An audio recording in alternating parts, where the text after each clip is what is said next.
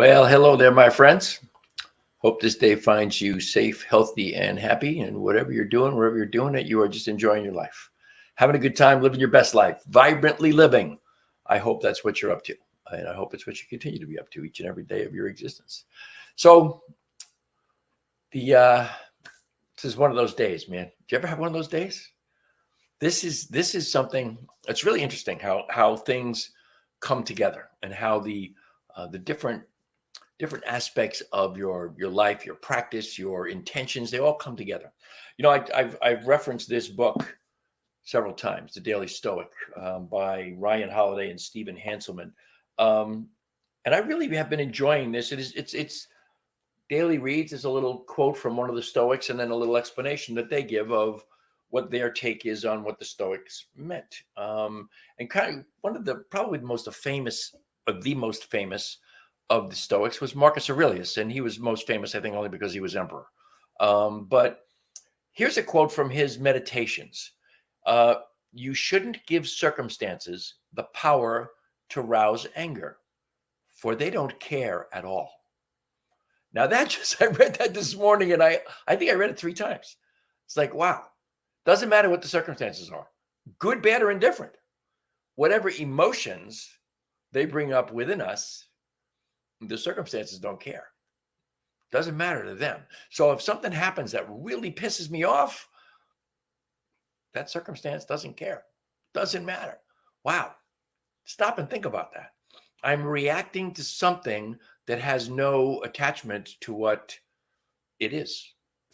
It's pretty wild. Marcus Aurelius, his meditations were made up of short quotes and passages from other writers. He wasn't necessarily concerned with trying to produce original work, as he was instead of espousing the practice.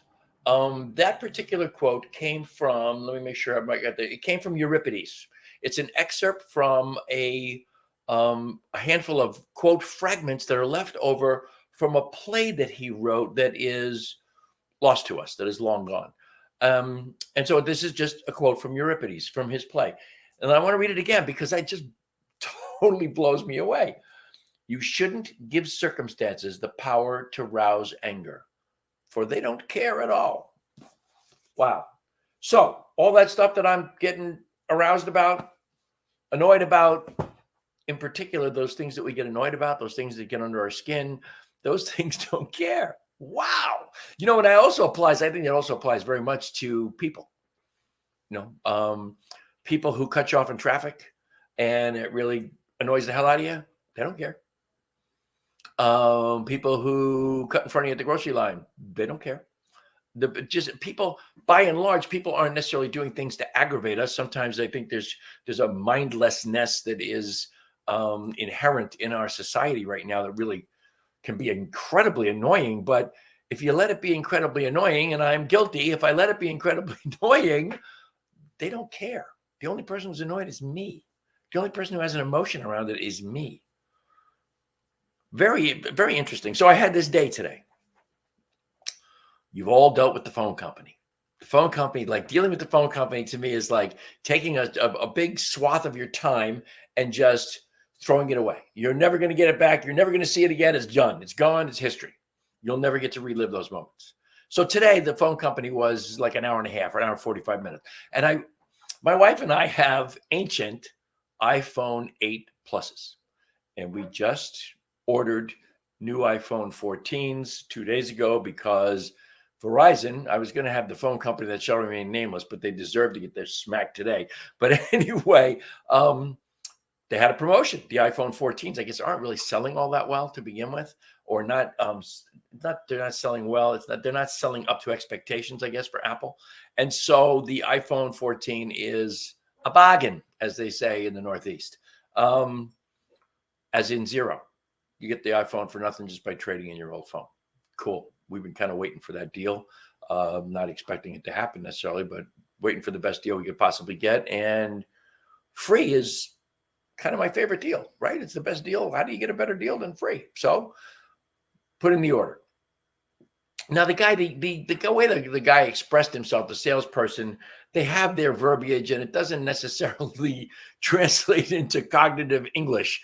But he gave me the big, the pluses and blah blah blah, no minuses, of course. But the one thing that I was really concerned with was that there were no hidden costs for the phone. That my bill, which is a certain amount, was going to remain that certain amount. My plan would not change. There would be no extra charges for the phone appearing on my bill. He was like 100% clear. Your bill will be exactly the same. There is no change. It's the same as it would have been for the last year. Cool. And trust me when I tell you, I clarified that with him up one side, down the other, back and forth. I know 3 times, 4 times he told me my bill would not change. My plan would not change. Everything was the same. Cool. And phones would be delivered in 2 days by 8 o'clock at night on the second day. Okay. What could be bad with that? Today I get an email. Says your delivery has been delayed. And I get on chat with them. Man, let me tell you something. Getting on chat with the phone company is really, you want to get yourself frustrated? You want to get yourself pissed off at a situation that doesn't care, at a circumstance that doesn't care? Get on chat with the phone company. Because I wound up better than an hour on the phone, on the chat with them.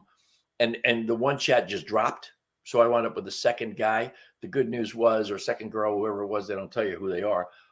Whatever it was, they could at least go back and check what I had already chatted for the previous 30 minutes or so. And in those first 30 minutes, I was trying to clarify what's the delay. And the delay, bottom line is, the delay is supply and demand.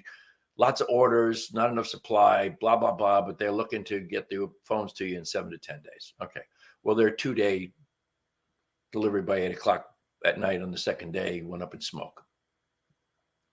Just seems to me typical of the phone company, typical of Verizon. I don't want to paint every phone company with the same brush, although something tells me they're a whole hell of a lot different.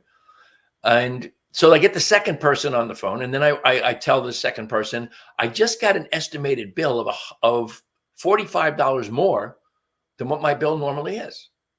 Almost 50% more than what my bill normally is.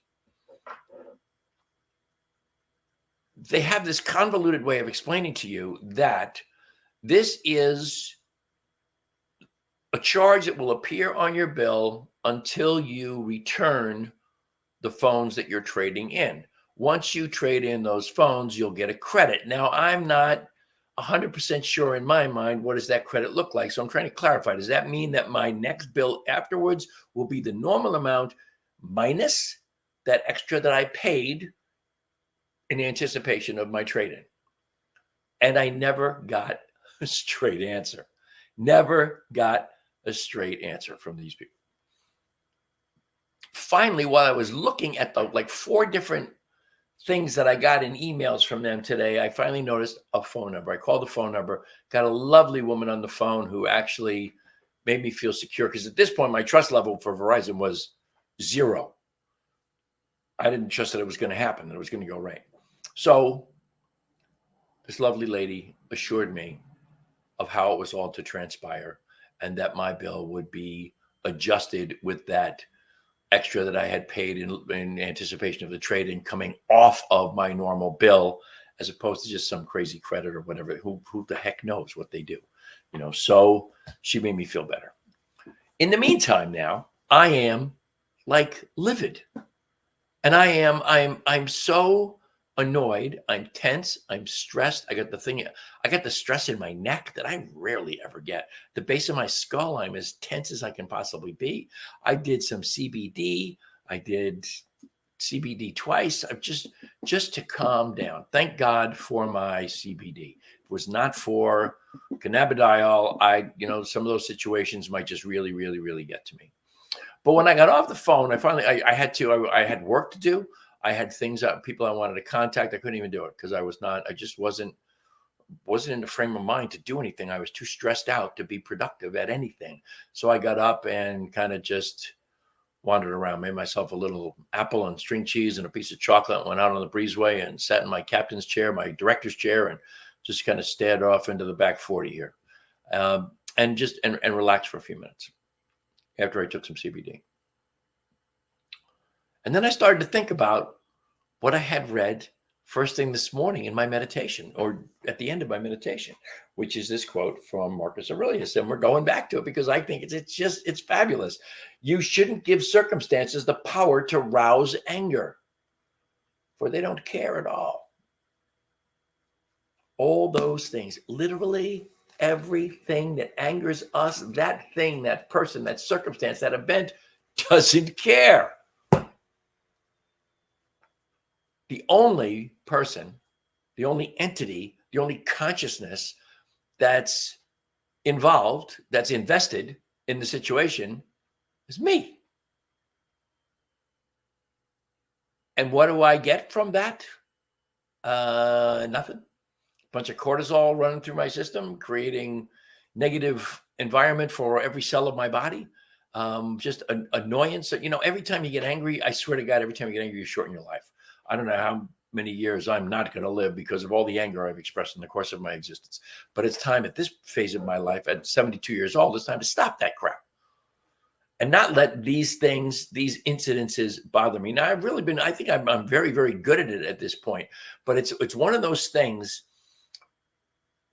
Getting involved with the phone company, Joe Dispenza would tell you that your entire body starts to anticipate the emotional response you're going to have. And that emotional response is never that I'm going to have a good time.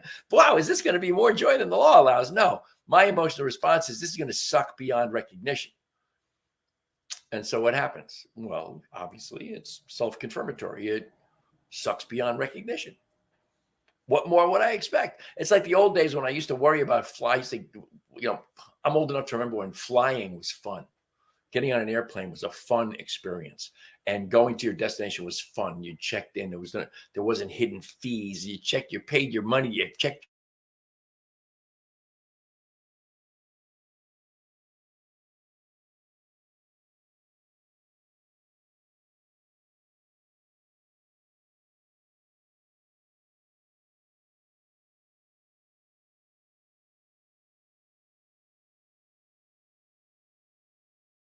And there we go. I'm back. And am I still on? I see that I don't have a lot of internet there, but I'm on. Okay. So I don't know what that was. I have no idea. Things happen, it's the internet. But now these days, or there got to be a period where flying pretty much after 9/11, I guess, became unfun. Actually, it was before 9/11. 9/11 just made it worse with the security, but it was already building up to just being an annoyance to fly. And I started to anticipate that. I started to think to myself, oh my, here we go. 2 days, 3 days beforehand, I started to get tense. Meet, of course, my beloved Lisa, who had traveled at that point. She was in travel for 20 years. She had traveled all over the world, and she was a practitioner as well, and an adherent to the science of mind and to the principles. And she just said to me, suppose we go to the old Wayne Dyer story. And in case you're not familiar, the Wayne Dyer story is he got to the airport with a whole load of wooden crates that were part of his presentation at whatever he was doing, and they wouldn't let him on the plane with them. And so he asked for a supervisor, and as he went to the supervisor, he said to himself, he started to affirm that whoever he encountered was going to be there to help him, to rectify this, to make it all happen, to make it wonderful. And of course, that's what happened. So my wife said, my beloved Lisa had me starting to think in those terms. Look at it from the standpoint of you're going to have a good time. The people are going to be wonderful. Everybody's there to help you, and they're there to make it easier on you. And I started to have a whole new outlook on flying, and it was really, really, it changed my whole experience of flying. Although I can still say I'm not the same fan I was 20 years ago, 30 years ago, but better than it was. I did not do that with this opportunity to talk to the phone company, to interact with the phone company, knowing it was going to suck. It did, and there I am. So the lesson is, of course, for all of us, is to anticipate everything in a positive light. If you're going to anticipate, go in expectancy, not expectation. Go knowing that everything is going to be wonderful. Everything's going to turn out for the best. And the people that you encounter are going to be there solely for the purposes of helping you out and making everything wonderful on your journey. And things are different. If we absolutely set up what our response is going to be before we have the opportunity to react, then we wind up with positive things to respond to. Interesting how the universe works on that one, isn't it? The other thing that it brought me to was, those of you who follow me at all know that I'm coming up on 35 years of sobriety. On July 5th, I'll be 35 years sober. The one thing that I remember from AA more than anything else is the serenity prayer, which I had never been exposed to before AA. But it's going to, grant me the serenity to accept the things I cannot change, the courage to change the things I can, and the wisdom to know the difference. I think the wisdom to know the difference comes before you encounter the things you cannot change or the things you can. The wisdom to know the difference is important before you get there. It's the idea, it's the old joke, right? Knowledge is that a tomato is a fruit. Wisdom is knowing it doesn't go in a fruit salad. Same thing. You got to have the wisdom, has to be primary, to know that whatever I'm going to encounter is going to be a positive experience for me. And I can change some of them to make them more positive. Some I cannot have an effect on whatsoever, and they may feel in the moment as very, very negative, but that's okay. That's okay. Doesn't matter.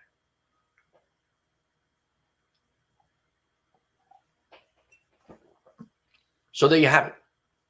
There's my lesson for me today is what I have to share with you. I'm living in a space right now where I'm practicing actually Joe Dispenza's idea that when you go into meditation, you want to reach a place where there's no one, nobody, no thing, nowhere, and in no time. That's a big deal. Do it the other way so I hold my fingers right. No one, I'm not me. Nobody, I'm not this physical thing. No thing, I'm none of my titles or my awarenesses of my business or anything else that define me. Nowhere, I'm not here. And in no time. And to meditate in that space, I am seeking to just experience my meditation as pure consciousness. Easy to say, much easier to say than to do. But in that space is also this same lesson that I'm talking about today. In that space is where nothing disturbs my homeostasis, my consciousness, my homeostasis of consciousness, where everything is what it is, and all of it is part of the joy of my experience in life. That it's not stuff to test me, to make my life more difficult, to see how strong I am. It doesn't kill me, makes me stronger. That's that may be true, but it's not a way to look at life. Maybe it doesn't kill you because it just missed. It didn't make you stronger. I said, that's silly.